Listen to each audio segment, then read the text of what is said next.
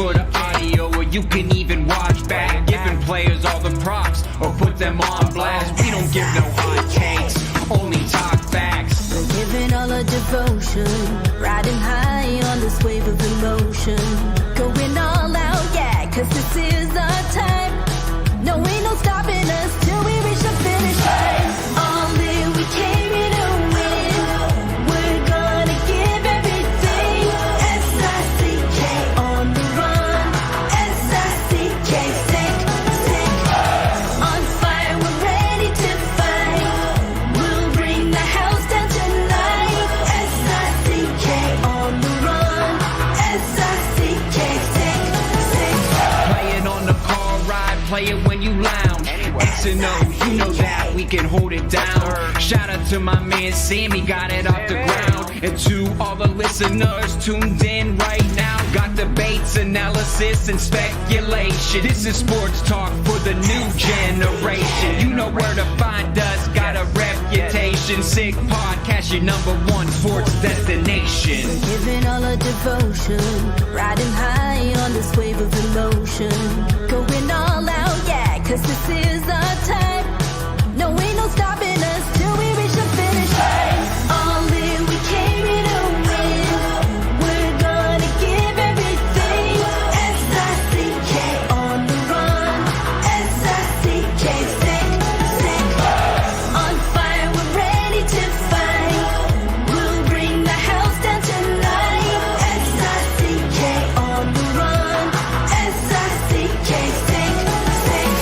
S-I-C-K is the sickest podcast. Tune in for the audio, or you can even watch back. Giving players all the props, or put them on blast. We don't give no hot takes, only talk back. S-I-C-K, S-I-C-K, S-I-C-K, S-I-C-K, S-I-C-K, S-I-C-K, S-I-C-K. all in, we came here to win. We're gonna give everything. S-I-C-K on the run. S-I-C-K, sick, sick. S-I-C-K is the sickest podcast. Tune in for the audio, or you can even watch back. Giving players all the props, or put them on blast. We don't give no hot takes, only talk facts. We're giving all our devotion, riding high on this wave of emotion. Going all out, yeah, cause this is our time. No, ain't no stopping us till we reach the finish line. All in, we came here to win. We're gonna give everything. S-I-C-K on the run. S-I-C-K, sick, sick. On fire, we're ready to fight. We'll bring the house down tonight. S-I-C-K on the run. S-I-C-K, sick, sick. Play it on the car ride, play it when you lounge. X and O, you know that we can hold it down. Shout out to my man Sammy, got it off the ground. And to all the listeners tuned in right now, got debates, analysis, and speculation. This is sports talk for the new generation. You know where to find us, got a reputation. Sick podcast, your #1 sports destination. Giving all our devotion, riding high on this wave of emotion. Going all out, yeah, cause this is our time. No, ain't no stopping us till we reach the finish line. All in, we came here to win. We're gonna give everything. S-I-C-K on the run. S-I-C-K, sick, sick. On fire, we're ready to fight. We'll bring the house down tonight. S-I-C-K on the run. S-I-C-K, sick, sick. S-I-C-K is the sickest podcast. Tune in for the audio, or you can even watch back. Giving players all the props, or put them on blast. We don't give no hot takes, only talk back. S-I-C-K, S-I-C-K, S-I-C-K, S-I-C-K, S-I-C-K. S-I-C-K. Turn up your volume. Because you're about to listen to The Sick Podcast. With Tony Marinaro. 55 seconds left in the penalty, a minute and 27 seconds left in regulation time. Boston 4, Montreal 3. Lafleur coming out rather gingerly on the right side. He gives it into Lemaire, back to Lafleur. The sickest Montreal Canadiens podcast. You're in the ball! Sports entertainment like no other. Rejoint, on lui fait perdre la rondelle, une passe devant. Et c'est le dégagement, et ce sera la victoire des Canadiens. Coupe Stanley pour les Canadiens. Le 23e de l'histoire. You found the dogs! John, you found the dogs! He found the dogs! And all together, they worked the young team to the top. And now, a 24th Stanley Cup banner will hang from the rafters of the famous Forum in Montreal. The Canadiens win the Stanley Cup. Brought to you by Energy Transportation Group. Driven to be different. La Vida TV. Embrace your true nature. And Playground, your premier gaming destination. It's gonna be sick. Marinaro, the Sick Podcast on this Tuesday, August 8th. It is 1 minute past 10 p.m. And if you're watching right now on YouTube Live, I say hello, and I hope you are doing very well. If you're watching on Twitter, hello, live, Facebook Live, share it with your friends, like it, comment Sick, S-I-C-K. S-I-C-K. The Sick Podcast brought to you in part by Energy Transportation Group, named by the Financial Times as one of America's fastest growing companies in 2023, recognized by the Globe and Mail as a top growing Canadian company for 2 years in a row. They work with some of the biggest Fortune 500 companies providing end-to-end logistics services. Join a winning team and check out Energy's career page for available opportunities. A special hello to Mike Cinquino and Sean Gerard of Energy Transportation Group. Also brought to you in part by Playground. Don't miss Playground's August Million Poker Series from August 23rd to September 4th with $1 million in guaranteed prize pools, 7 championship ring events, and a $600,000 guaranteed main event located just over the Mercier Bridge, only minutes from downtown Montreal. Playground. And brewed in Quebec and a winner of a dozen international awards, Bittt Tibi offers quality microbrewery beers made with premium ingredients for everyone's taste. Bittt Tibi, embrace your true nature. My buddy Stu Cowan of the Montreal Gazette and HockeyInsideOut.com. I was taking a look at Twitter today, and I saw that Stu has been very active when it comes to the Montreal Canadiens over the past couple of days. Why wouldn't he be? He's on the beat 24/7, 365 days a year. He's always writing about them, and there's a lot to write about, of course. As on the Sunday afternoon, Kent Hughes surprised more than one when he acquired Jeff Petry and Nathan Legare and Casey DeSmith and a second-round pick in 2025 and parted ways with Mike Hoffman and Rem Pitlick. He also, wrote a story on Alex Newhook, which we're going to get to. Without further ado, I say hello to Stu Cowan. Stu, how are you? I'm doing well, Tony. How are you doing? Very, very good. Thanks for doing this, Stu. I appreciate it. I know that on August 8th, there are other things to do. So thank you for this. Thank you. Mind pleasure, you, it's not like is it raining in your neck of the woods right now, or did it rain earlier tonight? It wasn't earlier. I took my dog for a walk about half an hour ago, and it was actually quite nice out. It was raining quite a bit in Villa Sal, I can tell you that. All right. Okay. Talk to me about the Jeff Petry trade. Well, how surprised were you when you took a look at your smartphone on Sunday afternoon and saw that Jeff Petry was traded to the Montreal Canadiens?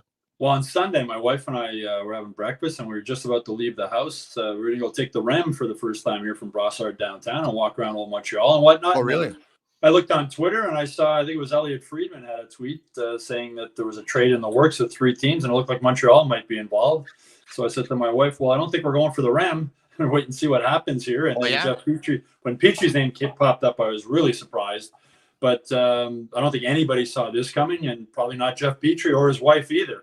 But I tweeted afterwards. It just shows one of the things that I've really admired about Kent Hughes is how professional he is on this job, how thoughtful he is, how he doesn't rush into things, and how he treats people properly. He doesn't make things personal. And when Jeff Petry asked to be traded, his wife wasn't happy here. She wasn't happy with the COVID restrictions. She couldn't have family come to help her with the kids and whatnot. So she went back to the States, left Jeff here alone, and he asked for the trade. But Ken Hughes didn't make it personal, and he told Petry he'd try to accommodate his wishes, but he wasn't going to give him up for nothing. And if he couldn't get proper value for him, he would have to play here. But then he did. I mean, he made a heck of a trade getting Mike Matheson. But just the way he handled it with Jeff Petry, I don't think Petry's going to start the season here. I think he's going to get traded before then. I think that's the plan. I think that's why Kent Hughes hasn't spoken with the media yet since the trade. But if he does start the season here, it won't be the end of the world because Kent Hughes treated him with a lot of respect, and I'm sure Jeff Petry appreciates that. And people need to remember that before COVID and the restrictions, Petry and his family were quite happy in Montreal. In fact, his wife's a big reason why he re-signed a long-term contract here after he was acquired from the Oilers, because his wife really loved Montreal. So it was really surprising. As I said, I'm sure Petry was surprised. His wife was surprised. And I wouldn't be shocked if he's still with the team to start the season, but I don't think that's the plan. And, I checked with the Canadiens again today to see if they had any idea when Kent Hughes might speak with the media, and they're still not certain. So he's obviously trying to make some other deals. And until either those deals are made or until it looks like those deals are going to take longer, I guess then we'll find out when Kent Hughes might speak about what his plans are here. All right. When you talked about treating people with class, once Rem Pitlick was traded, let's bring it up via Twitter. There you have it. On souhaite à Rem Pitlick le meilleur pour la suite. All the best in Pittsburgh. Gem for Rem, the gem, of course. And then also for Mike Hoffman. Bonne chance at San Jose, Hoff. Good luck in San Jose, Hoff. Now, this may seem like a little thing, but you can, rest assured that there's a little bit of Jeff Gordon and Kent Hughes behind this in terms of this is the way we're going to do things in Montreal.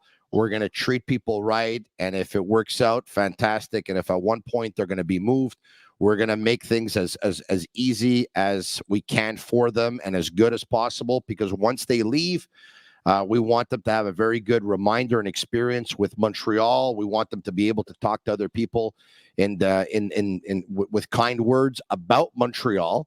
And so there you have it. But another thing that the Canadiens usually do, of course, is they usually, when they acquire players, they'll have the same kind of tweet welcoming the players to Montreal. You just talked about a press conference. Kent Hughes usually meets with the media and probably has like a Zoom call within 24, maximum 48 hours after the trade is pulled off. So here we are. It was Sunday. It would have been today. It wasn't today, which lead you said there's another move. Now, when you say another move that they'll announce all their moves at the same time and they'll have that presser for all those moves, or are you thinking that Casey DeSmith and Jeff Petry won't play here and it's a matter of time before Kent Hughes moves them? Well, the thing with Kent Hughes, I mentioned, he doesn't rush into anything. So he's not going to rush into making a move. Petry's a valuable asset, especially now, with his cap, it's only $4.687 million, and the Canadiens can keep half of that in a trade. So Jeff Petry at, less than $2.5 million would be attractive to a lot of teams, I would think. Big time. But he's not going to rush into it, and that's the way Kent Hughes has been. He's not going to, I'm sure he'd like to get something done sooner rather than later. And that's, as you say, they didn't send out a tweet welcoming Petry back. They didn't send out a tweet anyway with DeSmith. They haven't made DeSmith available to the media. They haven't made Petry available to the media, which makes me believe that both of them are in the works for whatever trade that Kent Hughes is working on at this point. And you're right. I mean, normally the case, Carlson was in Pittsburgh today. Normally within 24, 48 hours of a trade, the players are made available. The GM's usually even quicker than that. It's usually the same day. On Sunday, after I found out about the trade, the first thing I did was I texted the Canadiens PR people and said, when will Kent Hughes be speaking? Will he be speaking this afternoon? And they said they weren't sure yet. They were still trying to figure it out. So I think Kent Hughes has a lot of balls in the air right now, trying to figure out what he's going to do, what his next move is. I'm sure he obviously has plans on what they are, but it takes two to tango. So we'll see. I'd be surprised if there's nothing by the end of this week or through the weekend. I'd be surprised if he doesn't speak by Monday at the latest, because the longer this sort of drags on, the more people will speculate and whatnot. And so I would expect, whether he deals Petry that or not, I would expect at some point, probably early next week at the latest, we'll hear from Kent Hughes. All right, so most people think it's business, and DeSmith will be on his way out, and Petry will be on his way out. But you know what? Let's talk about something else tonight. Let's maybe take a look at the other side of the coin here. DeSmith is 2 years younger, maybe a year and a half or whatever it is. I think he'll turn 32. I think Allen's 33 or whatever it is. Who's a better goalie in your opinion? Between who, sorry? Between Casey DeSmith and Jake Allen. Oh, Jake Allen, I would say. I think there'd be more of a value. I mean, that's the other thing. Maybe they're going to trade Jake Allen and keep the Smith. I think at this point, Jake Allen has more experience, more of a veteran goalie. I would think at this point, if I had to pick between the two, I would take Jake Allen. But there's a lot of things that come into play as far as contract, etc. What you might be able to get for DeSmith, what you might be able to get to Jake Allen. Maybe they want to keep the 3 goalies because there's a good chance they'll lose Caden Primo if or when he's sent down on waivers to Laval. So you'd need another veteran goalie or another goalie with NHL experience around to either play in Laval and or replace Montembeault Allen if they get hurt. And from past seasons, that's exactly what's happened. And, Caden Primo has shown that he can be a very good goalie in the AHL, but certainly doesn't look ready to play in the NHL at this point. So I thought about this, okay? Where are the Canadiens right now? I thought about this all day. Where are the Canadiens right now in terms of the way they want to do things, right? They're at a point where acquiring as much as possible for their assets is probably the most important thing for them. So if you can acquire more for Allen,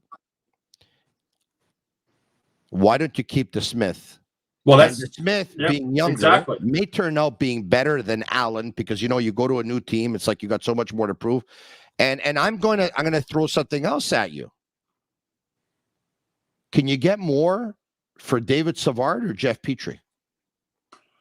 I would think Jeff Petry, especially with that cap hit, if the Canadiens are willing to, even if the Canadiens don't eat, if they eat a minimum amount or none, even Jeff Petry at 4.6, he's a guy who can play in all situations.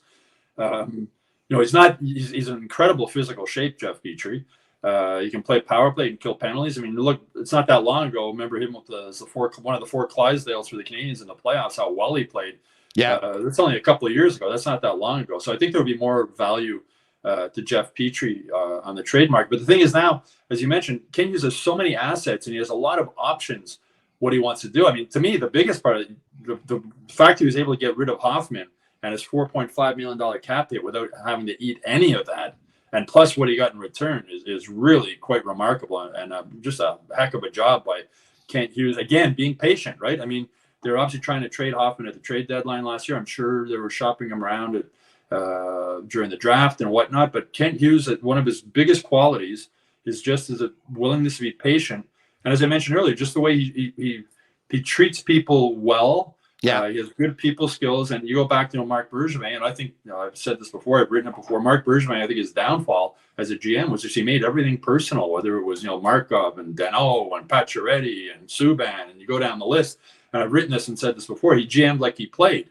You slash me, I'm going to slash you back twice as hard. That doesn't work in the GM when you're in the business world. And Kent Hughes, from his career as an agent, the lawyer, law degree, and whatnot, he's able to separate business and personal stuff and explain that to players too. And with Jeff Petry, I watched your show there last night with Eric Engels, and Eric reached out. And if the Petrys have to come back to Montreal, it's part of the business, and it's not going to be the end of the world. As I said, they liked Montreal before all the COVID restrictions came in. And you got to remember, there's a new coach here now since Petry left. He was one of the more outspoken critics of Dominic Ducharme and his system when he was here. He was speaking out on behalf of the players in the locker room who were frustrated. Yeah. So it's just, one of my biggest beliefs in life, Tony, is what goes around comes around. And if you treat people well, in the end, you'll be most likely treated well. And if you treat people poorly, it can come back and bite you in the butt. So, Kent Hughes is really good at that. And I imagine he has reached out to Petry. I imagine he's given them an idea of what he's planning to do or not planning to do. And I'm sure Petry appreciates the fact that Kent Hughes granted him his wish and his family's wish when they wanted to leave Montreal. Big time. And that's something that he treated him well and gave him what he wanted and made a heck of a trade. And now he's got Mike Matheson and Jeff Petry. And Ryan Paling's no longer in Pittsburgh. He's gone to Philadelphia. So that was one heck of a trade that he pulled off. So, you just said something about Marc Bergevin, and I'll get back to that. I like Marc Bergevin. He was always very, very good to me. I've said that before. I'm going to say it again. But I totally understand your point. Let's look at it this way. Marc Bergevin would never reacquire Markov, Subban, Pacioretty, Radulov, just to name a few, right? Yeah. Those negotiations went sour. Yeah. And just you get the feeling he would never those negotiations / relationships, okay? Because they weren't all contract negotiations, obviously, right? Pacioretty had his contract, Subban had his contract. Markov did not. That was a negotiation, and Radulov was a negotiation. So for PK Subban and Max Pacioretty, it was they had their contracts, and once again, Radulov and Markov did not. But for Markov, in Markov's case, Markov wanted to come back to the Canadiens after his first year in Russia. He wasn't happy there. He wanted to come back. He told the Canadiens he wanted to go back. He let Marc Bergevin know he wanted to come back. The Canadiens could have used him at that point. They really missed him on the power play. Yeah. And Bergevin just couldn't, he made it personal. He said, there's no way he's coming back. He was so Markov made a big mistake by not getting an agent, Stu. And you know what? Maybe he wouldn't have remained the Canadian with an agent anyway. But when you don't get an agent,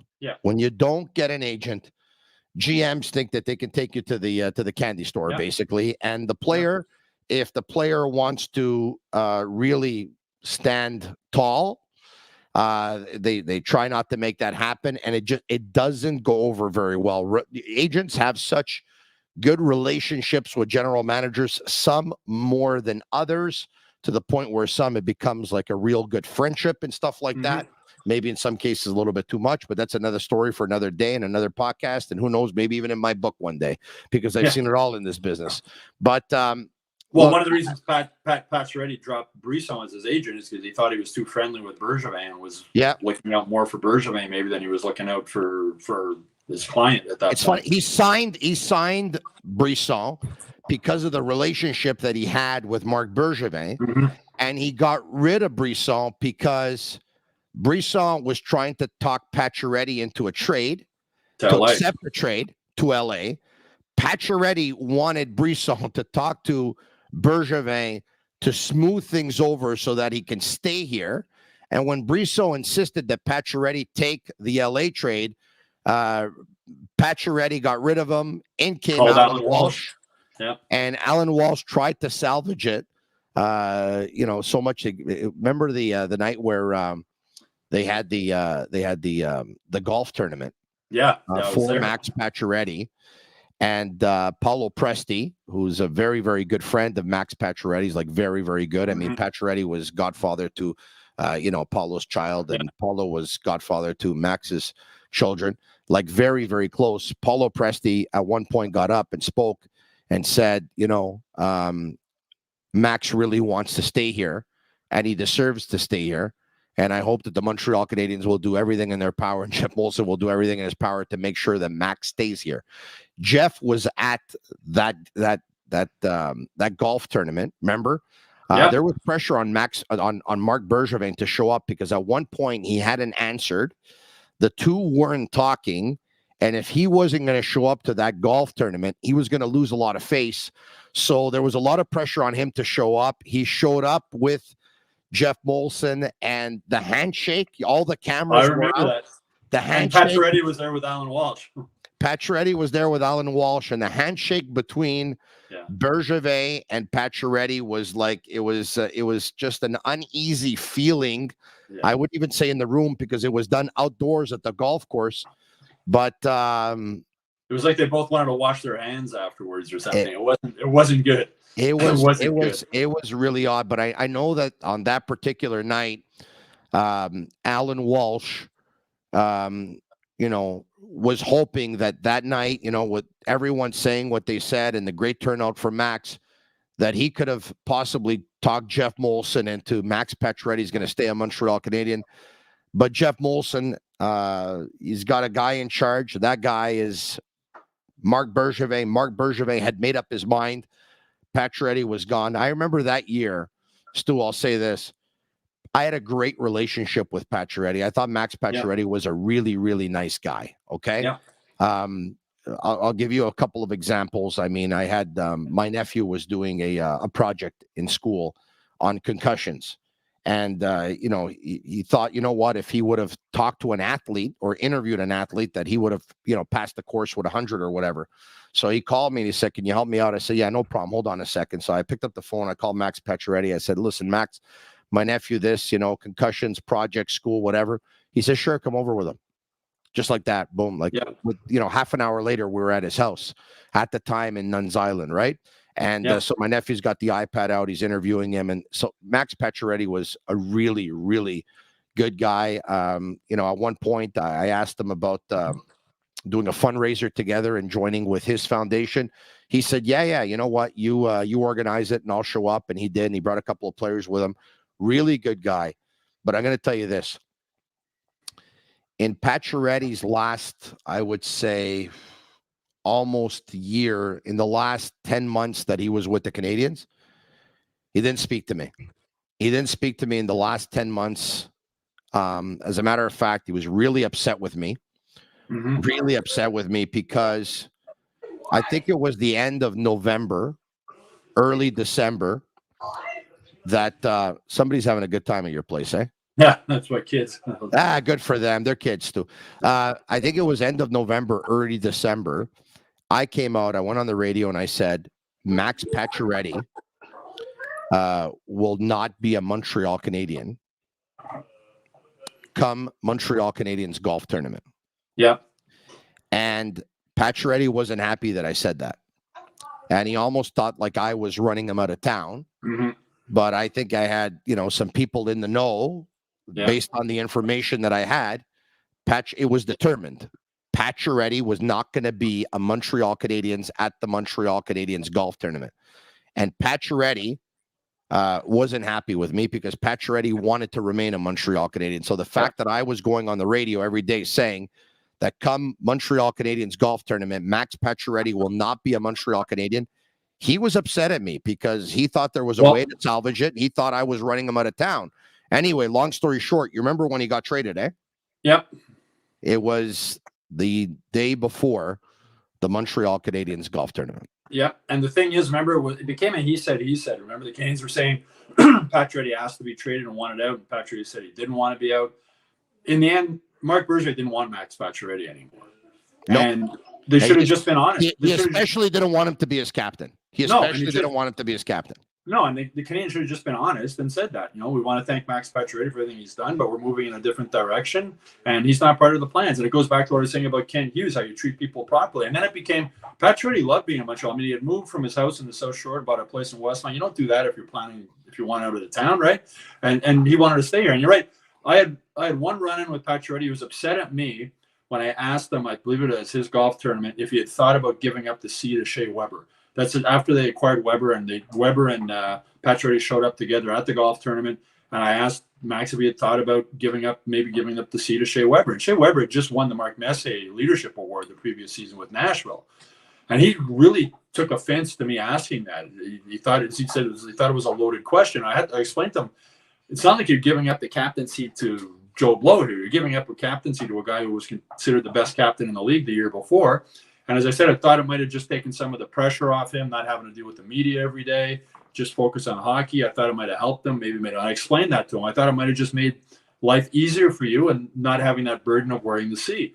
But he took it personally, and he was upset because he took so much pride in wearing the C for the Canadiens.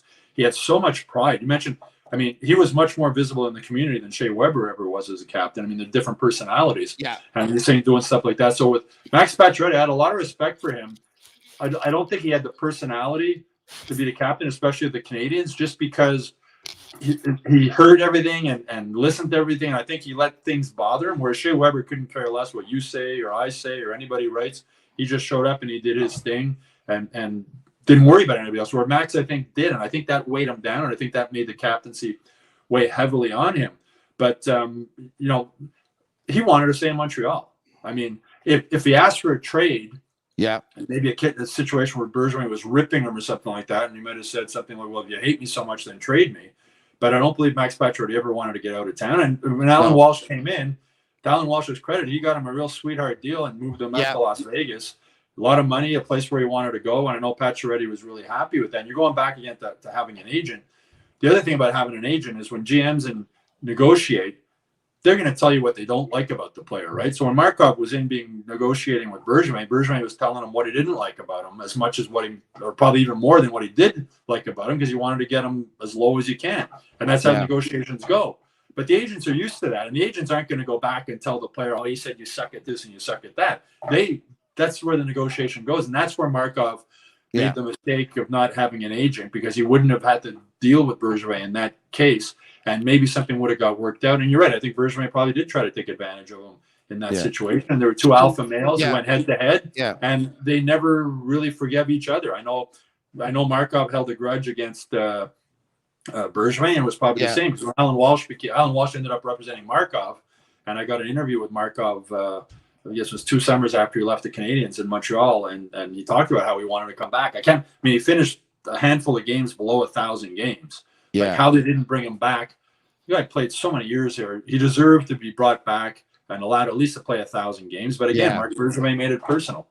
I was MC at Andre Markov's golf tournament. So he and we had some mutual friends, and so we got together, and he asked me to MC his golf tournament, and I did. He liked Montreal a lot, and he had several businesses in Montreal and business partners in Montreal. But at the same time, Stu, I will say this, okay? Markov's last couple of contracts were a cap hit of $5.75 million per year. Mm-hmm. But in his last contract with a cap hit of $5.75 million per year, I believe the final year of his contract, the salary was $4.25 million in salary. And what Bergevin did is he offered Markov a 1-year deal at $4 million, so just $250,000 less than the last year of Markov's contract, with attainable bonuses that could hit well over $5 million, possibly even hit $6 million. Markov didn't want that. Markov wanted a 2-year deal at $12 million. So I understand. Look, it's not all on Bergevin. I think Markov was asking for too much at the time. Now, he wouldn't be the first player. He wouldn't look. Brendan Gallagher asked for too much too, but they gave it to him, right? So, at the end of the day, Markov realized his mistake, I guess, for lack of a better word, when he went to Russia. He wasn't happy there. I don't think his family was happy there. He wanted to come back to Montreal. He really did. And as I said, the Canadiens could have used him at that point. And I don't know the exact details if he would have come back for what Bergevin had offered him the first time, but he probably would have. And but again, Bergevin had no interest in it, because I made it personal. And the Canadiens could have used Markov at that point. They really could have. They're having problems getting out of their own end. They're having problems on the power play. I mean, Markov could still make that great first pass. He could still play the point on the power play, but Bergevin had no interest. Stu, some people have taken issue with you tonight. I'm going to tell you, not taken issue with you, but took issue with your question back in the day to Pacioretty about relinquishing the C to Weber. And they're saying that it was a question that was probably not called for, because somebody just said, how would you feel about giving up your column to somebody else? But I'm going to say this, okay? I'll say this, and then I'll give you an opportunity to answer, okay? I understand what people are saying. I'll say this. Just let me interrupt for 1 second, Tony, because one of the things Petry was upset at is he said it was something that I probably could ask in private, maybe. Okay. But back with that Canadiens regime, you could never get a one-on-one interview with anybody. So there was no way I was ever going to be in an environment where I could ask them one-on-one, which would have been preferable for me also, to just pull them aside. I hear you. Did you ever think about maybe giving up the C, that it might be a little bit less? I think he thought I was trying to embarrass him, which is not what I was trying to do. And I think there was a lot of people at that golf tournament that day who had the same question in their mind. Didn't want to ask it. And one of the things, you do it also. I take pride, Tony, in asking questions that maybe some other people don't want to ask. I don't try. I'm not trying to embarrass anybody. I'm not trying to make. I'm doing my job. You're not that kind of journalist. You're one of the classiest guys on the beat, Stu. I'm not just saying that because you're here. Question that day, especially when they showed up together. Yeah. And from having dealt with Max, and one of the other great things I admire about Max as a captain, he was always there to face the media, whether he scored 3 goals or whether he was -5. He was always sitting in his stall after the game. There was maybe 3 or 4 days a year when the Canadiens would say, we're going to give Max a day off from talking. But if you still really needed to talk to him, he would talk to you. So he understood everything that it meant to be captain of the Canadiens on and off the ice. Yeah. But his personality, I think it really wore him. And I think it would have been better for him if he had given the C to Weber. And it's not a knock on Pacioretty. It's just he wasn't comfortable in the C. He took so much pride in wearing it, and he tried everything he could to be the best captain he could be on and off the ice. But it didn't come naturally to him. Whereas being a captain became more naturally to Weber, because he didn't care what anybody in the media thought or said or wrote about him. He was his own man. He did his thing. All he cared about was what his teammates thought. Stu, you know as well as I do that the C did wear on Pacioretty to the point where at one point he felt so much pressure that, if you recall, his relationship with PK Subban changed. Now, these two gentlemen can deny it all they want today. We know exactly what was happening when they were together on the same team. At one point, and I'm sure you were in the room that night, Stu. You remember that night that you were in the room where PK Subban was blaming the forwards basically for not winning games, not scoring goals, and Pacioretty stopped talking to the media while Subban was talking, turned over, looked at Subban, listened to every single thing that he said, and then came back and then shrugged his shoulders, and you can tell that he was rattled, okay? Yeah. You know as well as I do that Subban wanted the captaincy of the Canadiens. Pacioretty wanted the captaincy of the Canadiens. And Pacioretty at one point thought that Subban was somewhat of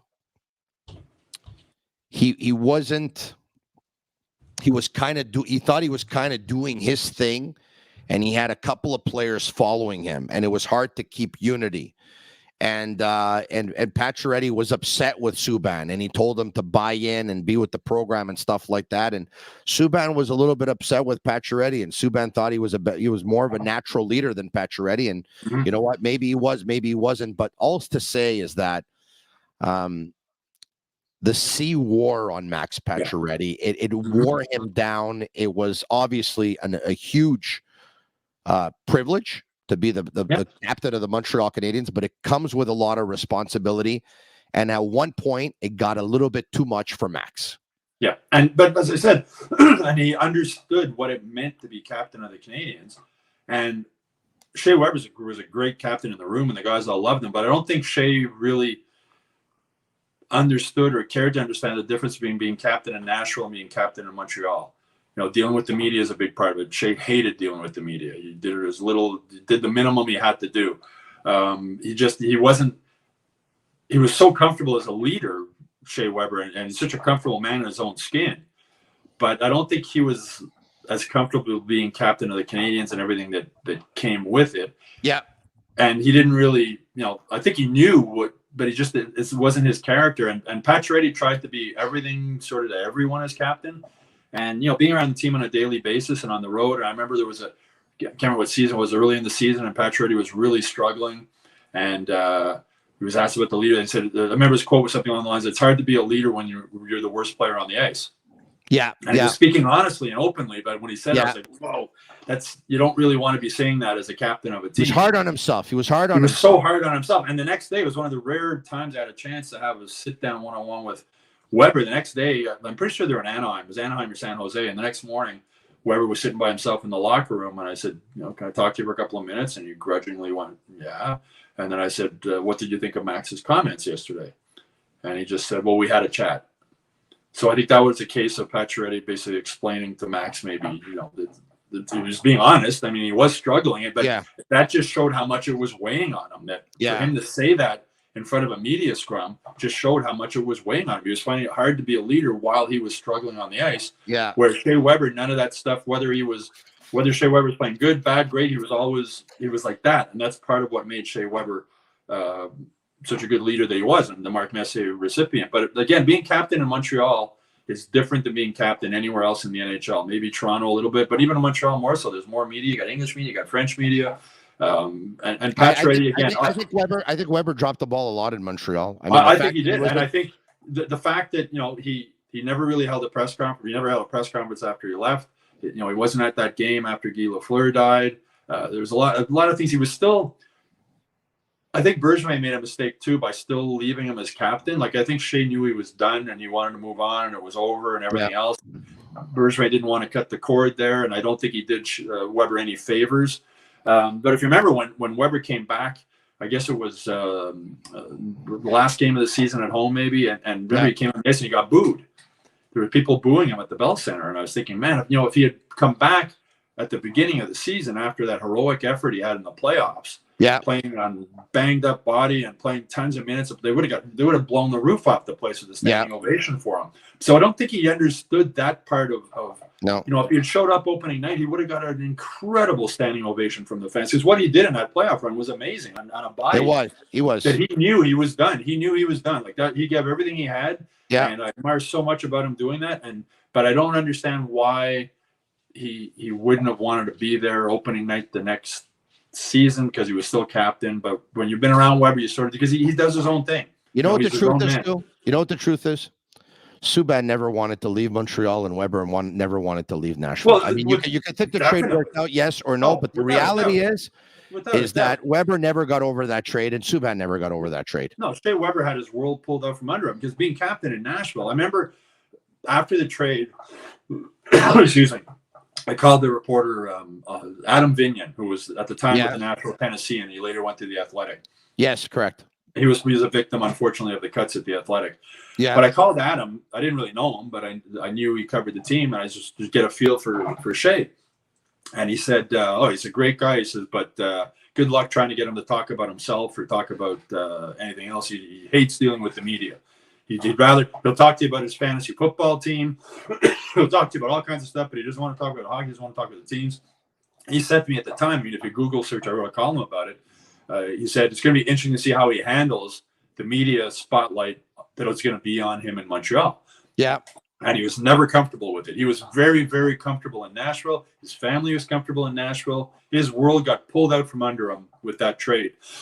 And vice versa with P.K. Subban. P.K. Subban loved everything about the spotlight in Montreal. He loved the cameras. He loved being recognized on the street. He loved everything about it. So you couldn't have two more different personalities. And if you remember after the trade, we were talking about what happened with Weber.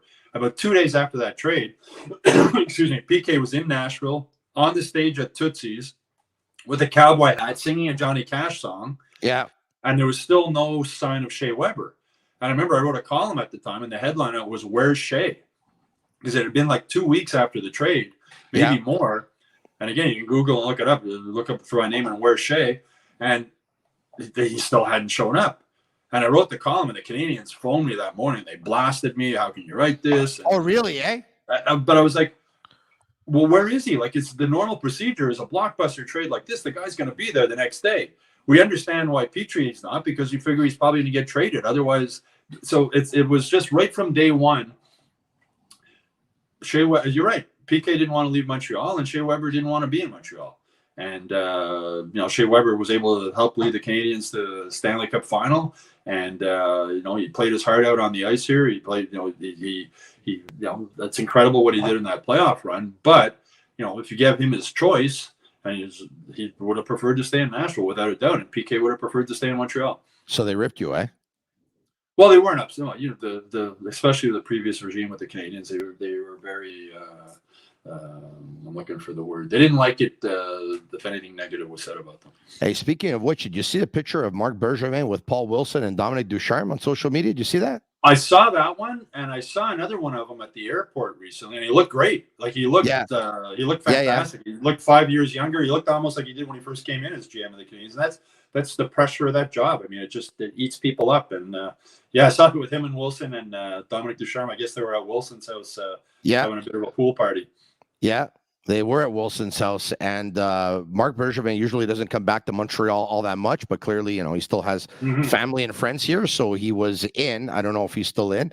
Haven't heard from him, but he looked very at peace. And Paul Wilson was wearing a Montreal Canadiens t-shirt. I saw that.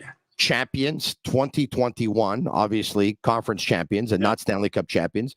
And both Bergevin and Ducharme were kind of pointing to the shirt, which was a nice change because supposedly for those who have caught up with Marc Bergevin over the last little while since he's been gone, he'll still take pictures with everybody. But if you're wearing a Montreal Canadiens shirt or have Canadiens attire, he's not that interested in taking a picture with you at that point. Yeah. Well, I remember asking him, when the contract thing was coming up, and the question I asked him was, in a perfect world, do you want to stay with the Montreal Canadiens? And he said, yes. Yeah, I remember that. Remember that at the press conference? Yeah. And he said, yes, in a perfect world, I do want to stay here. And obviously that world didn't happen. Jeff Molson had other plans and moved on. And in hindsight, it looks like it was a really smart move to bring in Kent Hughes. But I mean, in Bergevin's defense, he had that job for about 10 years. That's a long time to be GM anywhere. Never mind the Montreal Canadiens with the pressure that comes with it. And I remember he had his stages here where he had the beard, then he had the wild, crazy hair, he had the red suit. He was going through all these different stages. And I was happy to see the picture of him at the airport because he looked good. And in all the years he was GM and all the years I covered the team, I was never able to get a one-on-one with Marc Bergevin. He was obviously upset something I had written along the way, and again, Oh, really? Eh? personal, I guess. And Yeah. I reached out. I tried as hard as I could to at any point get a one-on-one sit down with him. Never happened. And I got a one-on-one with Kent Hughes about 2 weeks after he took over the job. So it's it's part of that's his right not to talk to me if he doesn't want to. That's his prerogative. But Geez.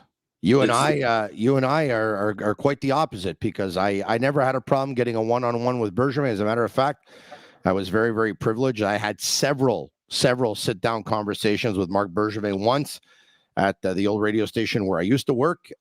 It was on a Sunday afternoon. He actually came in. He met me there on a Sunday. I went in. He went in. I opened up the parking for him downstairs, opened up the door, told him where he can park his car, walked up together, went in studio, and I said, "Are you ready to go?" And he didn't want the, because some people ask for the questions up front, and I never had that relationship with him.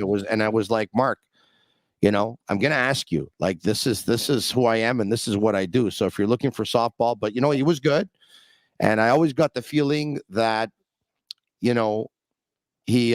couldn't always tell me the truth, but I got the feeling that he never lied to me. And that's, I understand that you can't always tell everyone the single truth, but I always got the feeling that I got the feeling that he never lied to me, which was cool. I get that feeling with Kent Hughes, but unlike you, I haven't had my interview with Kent Hughes yet. So lucky you had it after 2 weeks. I haven't had it yet. Well, obviously, I wrote something obviously that pissed Bergevin off. Somebody told me they thought they knew what it might be. But again, I just, I tried. I told the Canadiens I'll do it in a coffee shop somewhere off the record, just, find out why he doesn't want to talk to me or what went on. Yeah. But unfortunately, that never happened. But so you wanted to go for a coffee with him so you guys could bury the hatchet? Well, you know what? When you deal with guys like, with the Pacioretty thing, there's certain times guys are going to be upset with you. Like, I'm around the team every day. So, you build relationships with guys. Yeah. They're not going to like everything you write, but you hope, Red Fisher and Mike Farber were my two mentors when I was young. Yeah. Yeah. And Red said, criticize, but be fair.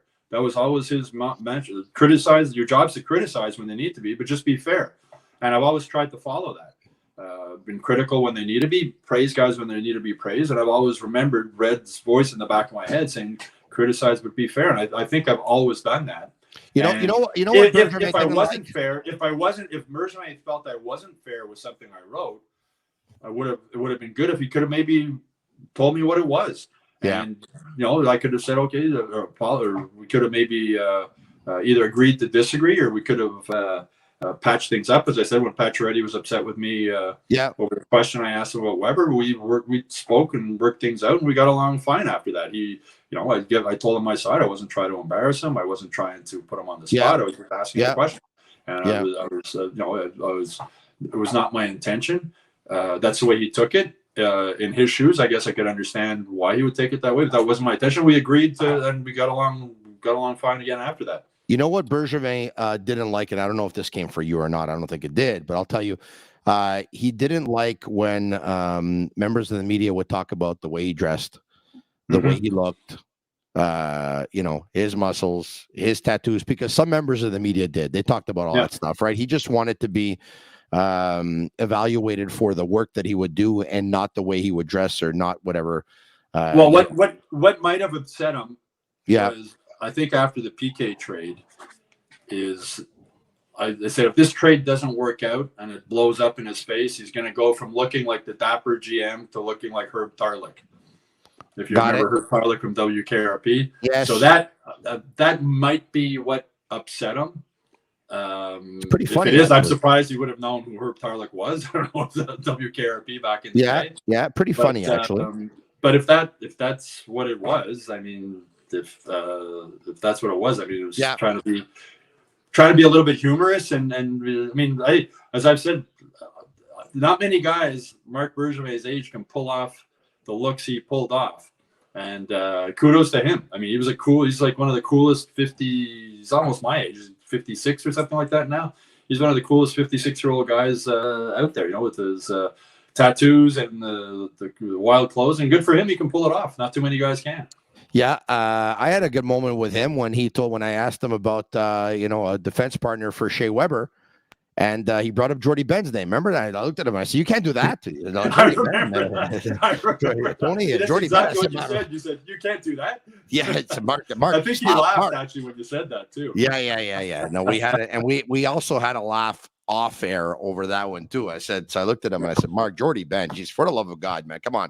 And he started to laugh a little bit, and it was good. So look, well, I never got to know. Unfortunately, I never got to know Bergevin as a guy. I mean, I heard all the stories. He was a jokester and funny guy, and this and that. He was always very cordial with me in scrums or media things or that. But you know, for 6 years or whatever that I was on the beat and he was there, I was never able to get a one-on-one sit down with him. Yeah. Okay. So yeah, you know. Some people are just, you know, more of it. It was great between me and him. I had a lot of. And again, I mean, that's his right. I mean, I'm not. Yeah. You know, he doesn't want to talk to me. He doesn't want to talk to me. If players don't want to talk to you, they don't have to. That's their right.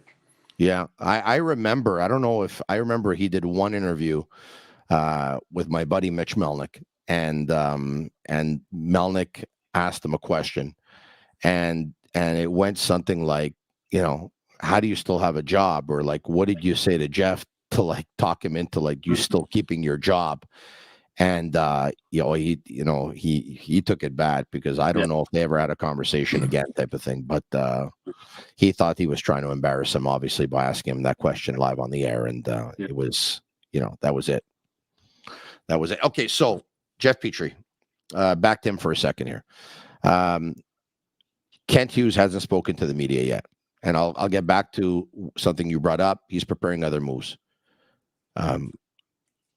Will Jeff Petry play a game for the Montreal Canadiens, in your opinion? Yes or no? I'd say no. I would say no, because I think if that was the plan,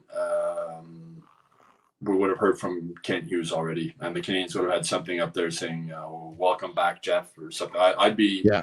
I don't think he will, but as I mentioned earlier, I wouldn't be shocked if he does, because if Kent Hughes doesn't get a deal that he thinks is of value, maybe Jeff Petry will have a lot more.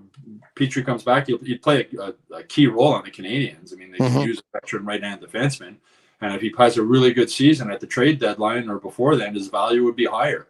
And I think if Kent Hughes believes he can't get what he thinks is good value for Jeff Petry now, I think he'll be willing to wait. Because he's one of the things that I mentioned, Hughes hasn't been in a rush to do anything.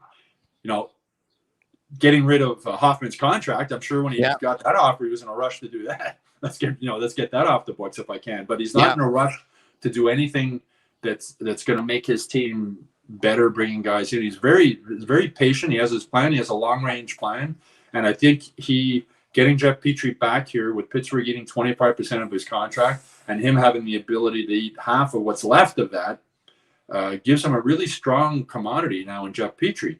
And is that commodity, how strong is that commodity now? That's what he's gauging. Yeah. And if it's not as strong as he thinks it's going to be 20 games into the season or the trade deadline or whatever, then I think he'll hang on to Petry and wait until he gets what he's looking for to get.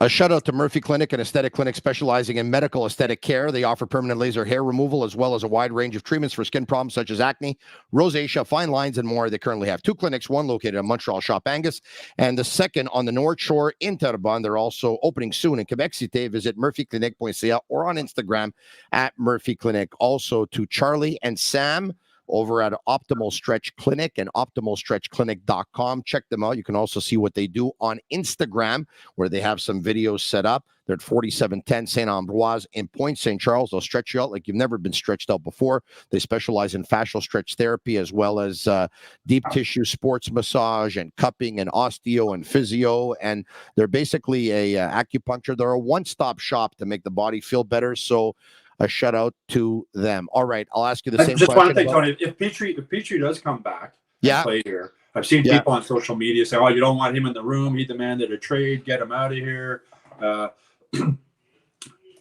Petry was in a tough situation with his family, right? His wife was pregnant with their child. All the restriction in Quebec. It was tough for him. It was tough for his wife. It was tough for his kids. They wanted out. He got out, but as I mentioned earlier, by the way, if we could, a lot of people are upset because not only because because she didn't believe in the restrictions at That the too. time. She didn't And believe in the restrictions. She and didn't believe in the pandemic and the issue that was. And, and she was very vocal about it. Yeah, anyway, probably media. 3 years later, she was probably right. But anyway, it's another story for another day. Jeff Petry back in the Canadiens locker room. Petry was one of my favorite guys. Petry's a really solid person, in my opinion. Really good guy to deal with. I'm sure you've dealt with him. He's very intelligent. He's very thoughtful. He's a good family man. He's a good man. Good family man. Very polite, very considerate dealing with the media. Very soft-spoken. I wrote a column when he was here. I said he's like the kind of guy you want your daughter to marry. I've never had a lead to one of my columns. He's a very for a guy who grew up as the son of a professional athlete or that, he's got no he comes across as just a really good guy. And the guys in the locker room really liked him. There was pictures earlier this summer of Cole Caulfield at a concert with Petry and his wife somewhere in the States. Yeah. He was like a father figure to Cole Caulfield. Mike Matheson is like that as well, by the way. Exactly. Mike Matheson and Jeff Petry are very, very similar personalities. Mike Matheson, very, very, very similar personalities. Fantastic. So if Petry's back here, it's not like he's going to be a bad influence in the room. He's going to be Jeff Petry's a good guy who was in a tough situation. What was best for his family at that point, he thought, was to get out of Montreal and go somewhere else. Kent Hughes accommodated him, as I mentioned earlier. I'm sure Jeff Petry really appreciates the fact that he did accommodate him. And if Jeff Petry has to come back and play in Montreal for a while, it's not going to be a problem in the room. It's not going to be Jeff Petry, to me, is a really class act. And I think he was an assistant captain who was at the Canadiens. He'll help the Canadiens if he plays for them. I don't think that's Kent Hughes' plan at this point. But Kent Hughes thinks everything through. So plan A is I trade him, I get whatever great value I can get. Plan B, I hold on to him. He's going to be a solid right-hand defenseman for us. His value might increase. So, but if Jeff Petry is in the Canadiens locker room to start the season, that's not a negative. Stu, next time we're going to talk about probably even Alex Newhook, because you had a great piece on him. He comes from a family of athletes. I had a chance to read it. You can too, at the Montreal Gazette and hockeyinsideout.com. Follow Stu Cowan on Twitter. Thanks, Stu. Have a great night. Okay, you too, Tony. All right. I want to thank everyone for watching tonight on YouTube Live, on Facebook Live, on Twitter Live. Subscribe to our YouTube channel if you haven't already. Leave us a 5-star review on Apple if you can. If you listen to us, it's our way of really feeling your love. Speaking of which, I want to end with this tonight. During the hockey season, we used to take calls, and we will continue to take calls going forward. And on a couple of occasions, I received a call from a gentleman by the name of Joe in the East End. Joe Batista is his name. And at one point, his wife reached out to me, his wife Melina, and she said, Tony, Joe has cancer, and he's been going through treatments, and it's been obviously been very, very tough for him. And I want to thank you for doing the podcast that you do. He absolutely loves the Sick Podcast. He loves you. And it really is a welcome distraction because it makes him forget about, the terrible health and unfortunately the bad hand that he's been dealt. So she said, thank you very much for that. And she told me that Joe's time on this earth was limited. At which point I got a hold of her, and I told her I wanted to meet him, and I wanted to go over. And she told me that she would get back to me, but his situation was he was in bad shape. He was in really, really bad shape. We agreed on a FaceTime. So I FaceTimed them. We had a great chat. Joe and Melina met 28 years ago. They've been married for the last 23 years. And they have a daughter, Ella, who's about 16 years of age. He's a chef who's a very passionate Montreal Canadiens fan. And he was, he had ulcerative colitis when he was in his 20s. And then 4 years ago, give or take, at around age 46, he got cancer. 3 major surgeries, 2 brain surgeries in a couple of years, chemo and radiation. And when I reached out to Joe,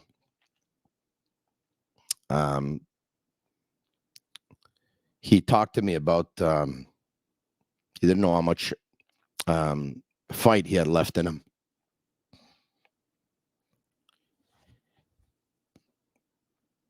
And I tried to encourage him to keep on fighting and told him if he was going to go for his next round of treatments, that I would meet him at the hospital, and we would go together, and we'd talk about, you know, his favorite team, the Montreal Canadiens, while he was in the waiting room.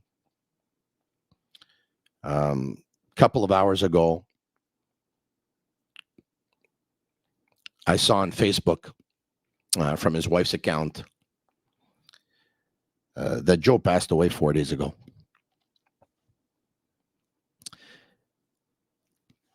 There you have it. Giuseppe Batista, 46 years of age. And the last time he spoke, he said to me, he said, "Tony, I love when you sign off and you say, 'I'm Marinaro.'" He said, "It makes my day." For Joe Batista, this one's for you. I'm Marinaro. May you rest in peace. And that's a wrap. Hope you don't miss us too much until next time. Follow The Sick Podcast with Tony Marinaro on YouTube, Instagram, Facebook, Google Play, and Apple Podcasts. The Sick Podcast is brought to you by Energy Transportation Group, driven to be different. LaBita.tb, embrace your true nature. And Playground, your premier gaming destination.